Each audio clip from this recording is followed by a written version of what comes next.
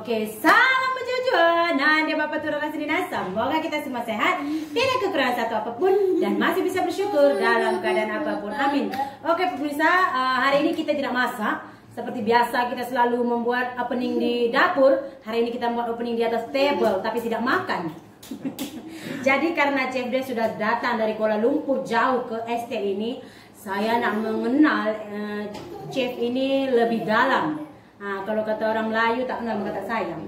Tapi sebenarnya walaupun belum kenal-kenal kita sudah sayang. Nah, jadi kalau sudah di beberapa video saya atau video Chef kita sudah melihat kita masak bersama. So hari ini saya mau bertanya-tanya dan mengenal sedikit lebih dalam tentang Chef Dev. Oke, yang pertama saya tanya dulu adalah sebelum Chef memulai YouTube tuh pekerjaan mula-mula tuh apa? Oh, saya mula-mula memang habis belajar college tu memang terus masuk hotel lah, kerja chef lah, memang dari pangkat paling rendah sampailah saya jadi manager. Biasa kalau di hotel kita panggil sous chef lah.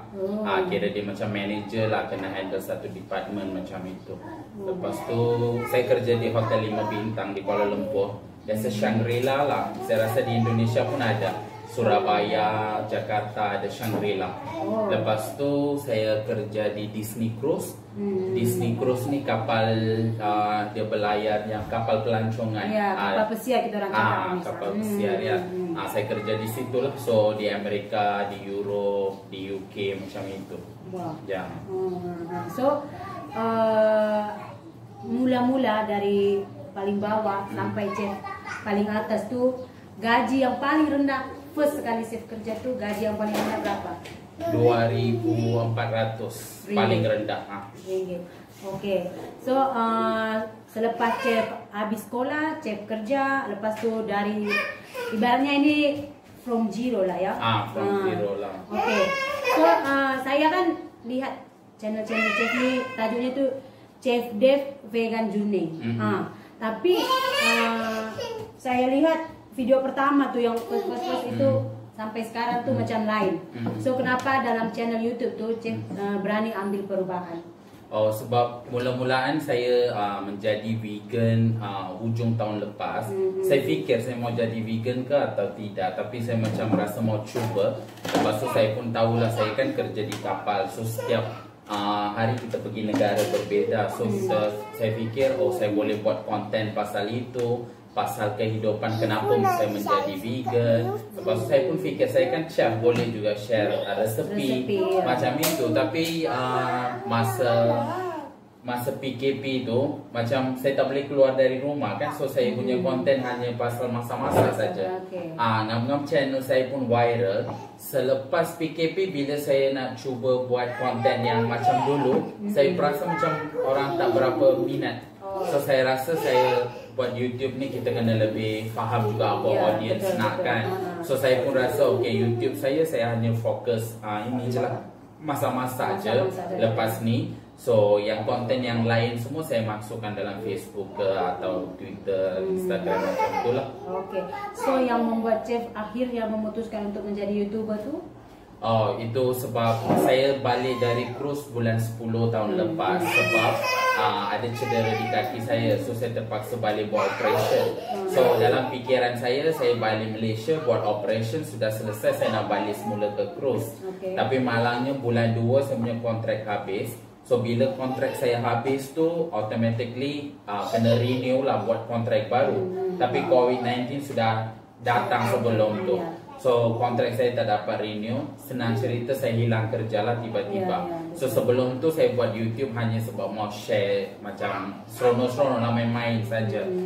Tapi bila dah tahu hilang kerja, saya macam bersemangat lah, saya kena serius. Sebab macam semua orang lah pun ada masalah kewangan, keluarga, komitmen kan. So itu yang buat saya betul-betul bersemangat. Saya buat video setiap hari. Dulunya saya buat 1 minggu 2 video je dari permulaan. Bila start MCO, PKP tu saya buat setiap hari. Dari situlah channel saya macam start lebih ramai kenal macam tu. Oke. So daripada Chef dulunya yang makan macam kita semua makan, lepas tu sekarang jadi vegan, ada tak perubahan yang Chef rasakan? perubahan saya boleh cakap terus terang tak adalah banyak sangat, tapi berat badan macam ada kurang 10 kilo dalam jangka masa 6 bulan ini. Sebab masakan vegan pun boleh juga tak sihat. Macam contoh French fries pun vegan juga, pun tak sihat kan. Coca-Cola pun vegan juga, boleh tak sihat juga. So tapi kalau betul-betul macam compare dengan makan daging apa semua dengan makan sekarang, memanglah lebih sihat. Saya pun rasa macam badan lebih ringan. Mungkin jangka masa panjang boleh nampak perubahan. Okey, jadi itu saja pertanyaan singkat saya kepada Chef. Dan saya rasa ya untuk banyak kawan-kawan di sana yang kebetulan ada terkena dampak dari corona ini, kehilangan pekerjaan, kehilangan mata pencarian, boleh saja kita tiru bagaimana Chef boleh dari pekerjaan yang sangat memiliki penghasilan yang besar tiba-tiba hilang, tapi tidak mudah putus asa dan mencoba dari nol juga untuk YouTube-nya.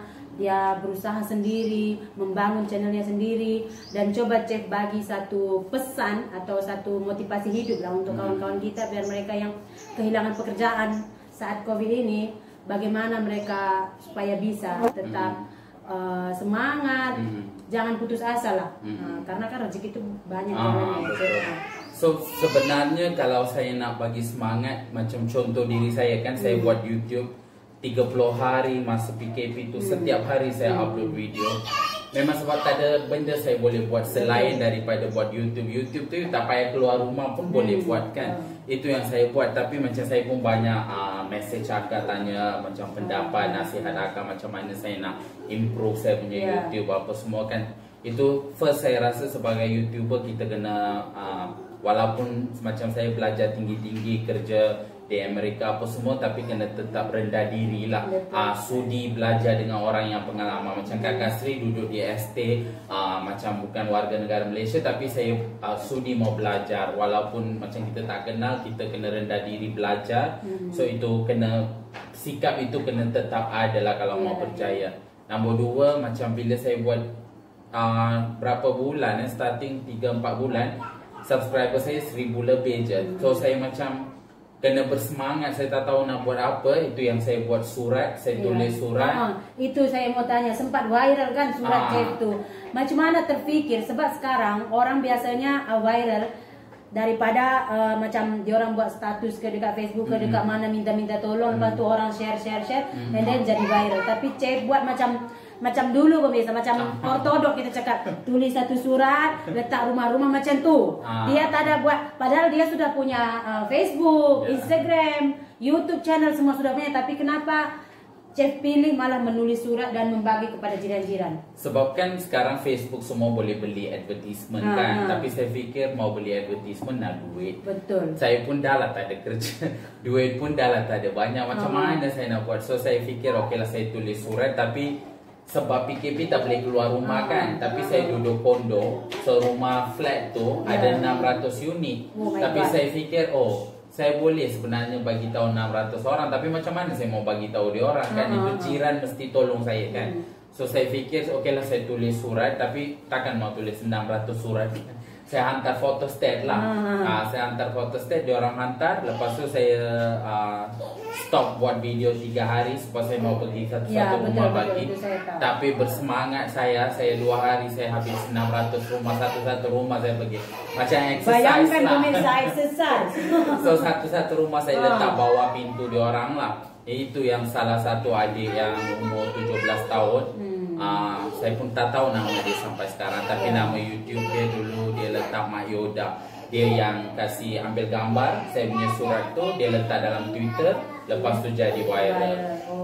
Dari situlah saya punya subscriber dari 1000 tiba-tiba melonjak ke 10,000. Sampailah 20,000 lebih. Sampai lepas tu banyak media-media pun interview saya kenapa saya buat macam itu, kenapa saya hilang kerja macam tu. So sampailah sekarang ada hampir 24,000 lebih subscriber. Memang tak susah. So apa yang saya nak bagi tahu, jangan hilang semangat. Kena macam Kakak Sri selalu cakap lah, kena bersyukur dengan apa yang kita ada. Sebab ada orang mungkin mau peluang buat YouTube pun mungkin tiada, tapi kalau kita sudah ada satu peluang, kita jangan melepaskan macam Ya, itu betul, saja. betul. Lepas tu komplain, oh saya tak boleh ini, tak boleh ini, tak ada kerja, tak ada duit, tapi kita tak ada berusaha. So rezeki itu di mana-mana, kita yang kena pergi berusaha mendapatkan rezeki itu ya. Jadi begitu dia pemirsa. Jadi satu pesan yang paling penting dari chef adalah rezeki itu ada di mana-mana. Tapi kalau kita tidak datang jemput, rezeki itu Betul. takkan sendiri datang ke Ya. rumah. Ketuk pintu, saya rezeki tolong ambil Betul. saya. Jadi itulah dia pemirsa, satu kisah motivasi yang menginspirasi sekali untuk kita. Bagaimana seorang chef yang tadinya memiliki gaji yang tinggi tiba-tiba kehilangan pekerjaan dan sanggup lagi berdiri sampai sekarang ini. Oke, itu saja. Saya rasa yang saya teringin sekali chef. Bila saya kenal chef dari YouTube, saya teringin sekali menanyakan benda ini, dan sekarang saya sudah tanyakan secara langsung. Saya pun sudah merasa puas. Untuk kawan-kawan yang ingin bertanya lebih, boleh nanti tulis di kolom komentar ya. Oke, itu saja video kita untuk hari ini. Jumpa. Ada. Saya ada soal, saya mau tanya Kakak Sri juga. Macam contohnya sebab saya pun macam tengok Kakak Sri dari awal sejak saya buat YouTube. Sebab saya nampak video-video Kakak Sri muncul di YouTube saya, itu yang saya start follow Kakak Sri. Dan saya memang tengok video-video sebelumnya. Tapi sejak akhir-akhir ni kita ada satu krisis yang saya rasa semua orang tahu. Saya pun tak nak bicara pasal itu di sini. Tapi saya mau tanya, bila saya rasa macam saya imagine kalau saya di situasi kakak lah, di satu luar negara, lepas tu kahwin orang warga negara luar, lepas tu kena bully oleh semua media, semua YouTube. Macam mana akan mengatasi perasaan itu dan macam mana akan kuatkan semangat? Sebab saya rasa kebanyakan YouTuber di luar mungkin mengalami problem yang sama juga. So macam mana akan mengatasinya? Sebenarnya yang pertama dulu ya, masa saya lihat video itu chef, saya pun pikir dari mana dia orang dapat semua info ini. Sebab tak ada satu orang pun yang tanya dekat saya. Tapi mungkin sebab saya ini warga asing yang menumpang di sini itu senang untuk orang macam apa saya cakap? Cyberbully. Sebab apa saya cakap? Lagipun masa bulian ini ada, suami saya pressure dia naik. Dia tak boleh kerja sebab pressure dia naik. Jadi yang pertama dulu saya handle suami saya. Saya hindarkan dia untuk melihat YouTube yang membuat pasal bullying saya inilah. Kemudian yang kedua saya pikir, dia orang ini siapa? Dia orang ada kenal saya ke? Dia orang ada sembang dekat saya ke? So yang pertama dulu saya tanamkan dalam hati, dia orang tak kenal saya, dia orang tak pernah sembang dengan saya, kenapa saya mau kisah pasal dia orang? Betul. Jadi saya tak kisah lah. Walaupun saya cakap saya tak kisah, tak betul kalau saya cakap saya tak ada sakit hati sebab dia orang tu. Saya memang saya cakap saya betul-betul sakit hati. Orang mengata kita dia macam ni, dia macam ni, dia macam ni. Orang yang dia cakap saya buat tu pun tahu perangai saya pun tahu perangai dia. So yang sembang ni tak tahu apa pun. Kemudian yang ketiga pasal subscriber saya lah. Dia orang banyak sokong saya, dalam komentar pun mendukung saya. Ada yang terus message WhatsApp bagi semangat, jangan patah semangat Sri, tetap semangat, jangan menyerah, tetap buat video macam biasa. Jadi saya pikir pun kalau saya mundur, walaupun saya suami pernah bilang kalau kamu rasa memang dah tak sanggup, baik tutup saja channel ini. Saya boleh lagi kerja, kamu boleh lagi makan macam dulu. Macam itu saya suami cakap. Macam dulu pun saya kerja, boleh juga kamu dengan anak-anak makan kenyang semua dia cakap. Tapi saya ingat kalau saya mundur, yang pertama kecewa adalah subscriber saya yang memang sudah mati-matian mendukung saya. Karena di mana-mana video pun yang membuli saya, mereka selalu ada untuk saya. Bukan mereka balas dengan bulian, tidak. Mereka hanya memberikan klarifikasi. Dan kebanyakan mereka ini memang yang sudah jauh mengenal saya, chef. Karena saya ber-YouTube ini sudah 1 tahun lebih. Mereka memfollow saya dari awal dan mereka tahu saya ini orangnya bagaimana. Dan saya rasa orang yang dekat dengan saya, orang yang mengenal saya masih mendukung saya, tidak mungkin saya mundur. Hanya karena orang yang tahu saya baru 1 minggu, 3 hari, 4 hari dia tahu channel saya, terus membuat berita heboh. Kemudian gara-gara mereka saya harus menutup channel saya. Kecewa lah nanti subscriber yang memang sudah bertahun-tahun follow saya ini. Sebab kenapa saya tanya soalan ini, saya rasa bukan saja kakak, tapi ramai juga kadang-kadang YouTuber akan menjadi mangsa cyberbully. Sampai ada orang biasa pun bunuh diri atau semua disebabkan bully kan. Sebab itu saya macam hairan macam mana Kakak Sri mengatasi masalah ni. Sebab itu saya tanya. satu lagi yang ni saya rasa agak kelakar. Dari first video akak sampai sekarang saya tengok opening akak, memang saya tak faham.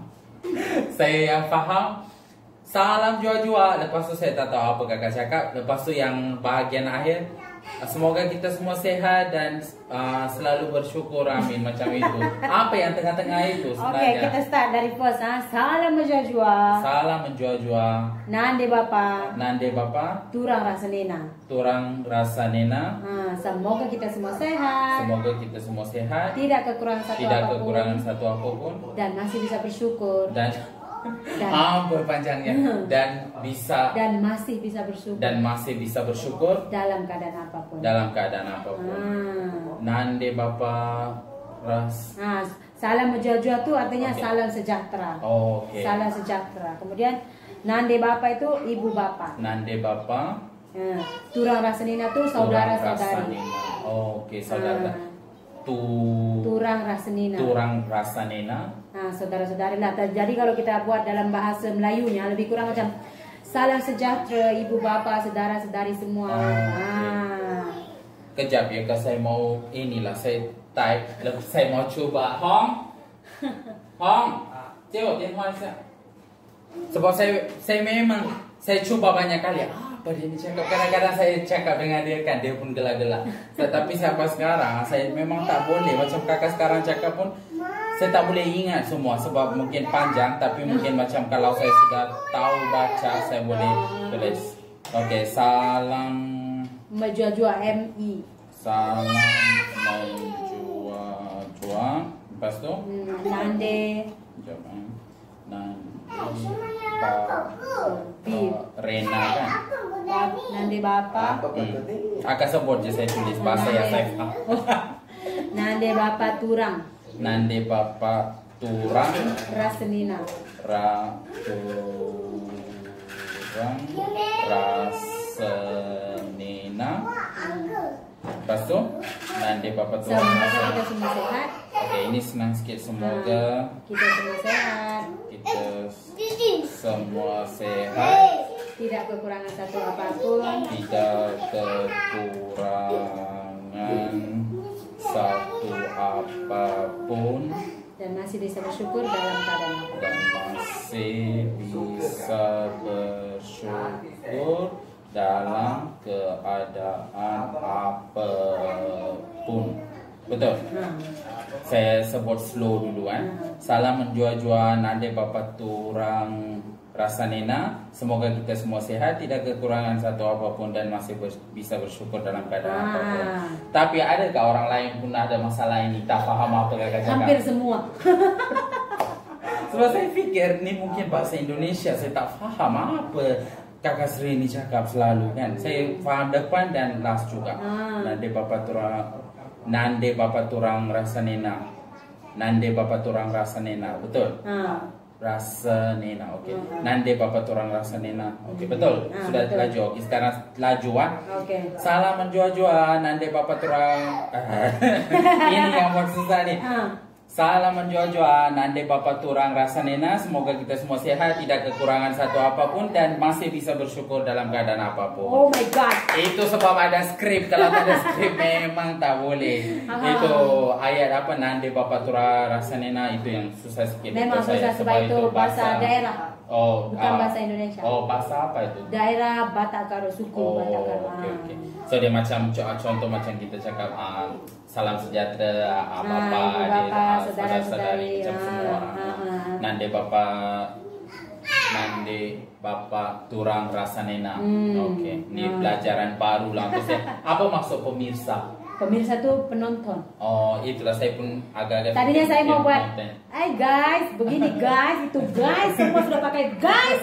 Jadi saya pakai pemirsa. Ada yang pakai geng. Tapi hari ini saya happy lah, saya boleh baca semua. Biasa saya tak tahu lah apa dia sebut itu. Depan dengan belakang itu satu kali abang Majin pun dia buat video. Salam Jojo, akak cakap apa yang cakap. Saya ingat dia boleh cakap semua tahu. So itu memang kelakar. Okey. Itu jelas saya sudah happy. Ini saya boleh tahu sebut sekarang. Okey pemirsa, itu saja yang saya ingin sekali tanyakan kepada Chef Dev. dan dia sudah memberikan motivasi dan penyemangat untuk kita semua supaya kita yang sudah jatuh bisa bangun dan bisa berdiri lagi ya. Oke, terima kasih juga untuk Chef Des dari Kuala Lumpur datang ke sini melawat kami di Hashtag. Sudah masak untuk jiran-jiran saya juga pemirsa, dan masak dengan masakan yang luar biasa sedap, dan juga sudah mau belajar masakan orang Indonesia. Terima kasih banyak ya, Chef. Terima kasih, Kak. Oke, jumpa lagi di lain video. Jumpa lagi. Tengok-tengok sudah off pula. Jangan. Awas.